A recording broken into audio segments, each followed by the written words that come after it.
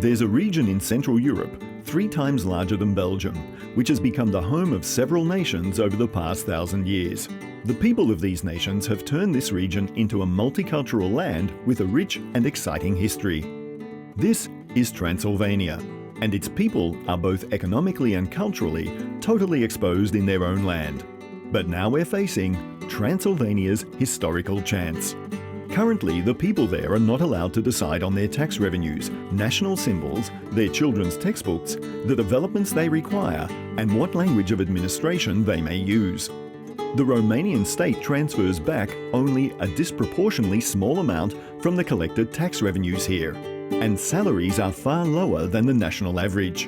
These facts work against development, even if this is an economically viable land. Throughout its history, Transylvania has been mostly autonomous with an inclusive society, but it's also been the victim of several wars and unkept promises. Its history began 70 million years ago with the geological formation of the Carpathian Mountains. Various cultures had been living here before this land was engaged in the Kingdom of Hungary. In 1224, for the first time in Europe, Transylvania's inhabitants were granted autonomy from the King of Hungary. The Mongols and Ottoman Turks raged on its land. Later, it became an autonomous power and played an important role in European political life for over 150 years. For the first time in history, freedom of religion was declared here in 1568.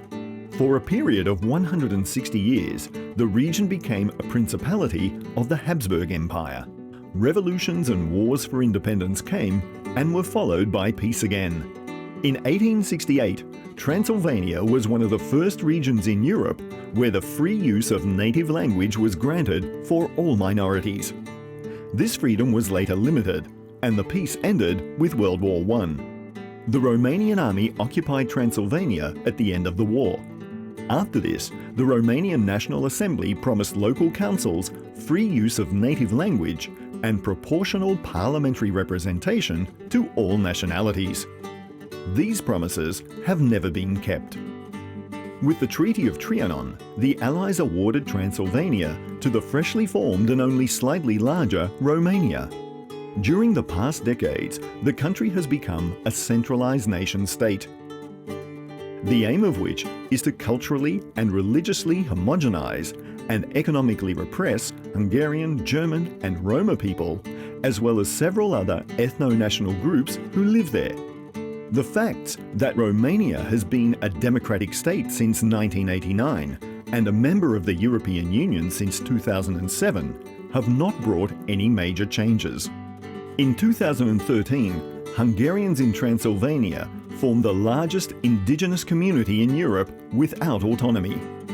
More than 1,220,000 Hungarians can use their native language only to a limited extent in proportion to their number.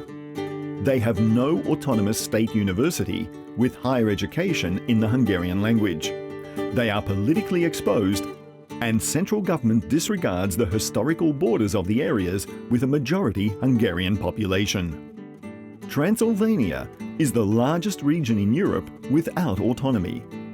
But what is autonomy? The ethno-national communities have their own parliament and government, fiscal policy, multilingual administration, system of education, and they can use their national symbols and native language in the justice system. How does this work in the rest of Europe? 17,700,000 citizens belonging to various minority groups enjoy some kind of specific autonomy in Europe. Which ethno-national communities is autonomy for? The size doesn't matter. Let's see examples of South Tyrol or the Åland Islands. Transylvania is larger in territory than these regions. Still, it is not empowered with the previously mentioned rights. How will Transylvania find its way back to autonomy? For instance, it could follow Switzerland's 165-year-old example. Transylvania and Switzerland are similar to each other in more aspects than you would guess. However, In some major points, Transylvania is far behind Switzerland, since the latter supports multiple official languages, direct democracy, autonomous regions, confederation of cantons, and consensus government. In Switzerland, cantons of the Confederation are allowed to decide on major questions related to their citizens' everyday life. And the official language of a specific canton is defined by the proportion of the ethno-national communities living there.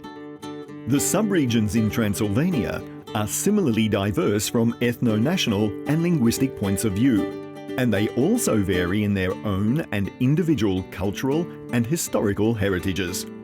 So what's the solution then?